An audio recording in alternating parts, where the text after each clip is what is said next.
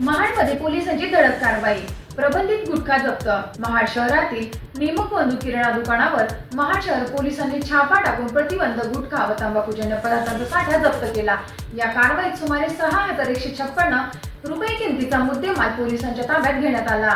महाड शहर पोलीस ठाण्याचे पोलीस निरीक्षक नारायण एकशिंगे यांच्या मार्गदर्शनाखाली पोलीस अंमलदार गणेश पवार यांना संबंधित दुकानात प्रलंबित गुटख्याची विक्री सुरू असल्याची गोपनीय माहिती मिळाली होती। त्या माहितीच्या आधारे पोलीस पथकाने दुकानावर छापा टाकून सखोल तपासणी केली। तपासणीतून दुकानातून शासनाने प्रतिबंधित केलेला केशरयुक्त विमल पान मसाला, सुगंधी सुपारी, सुगंधी तंबाखू तसेच गुटखा असा मोठा साठा आढळून आला। पोलिसांनी हा सर्व मुद्देमाल जप्त करून पुढील कायदेशीर प्रक्रिया सुरू केली आहे।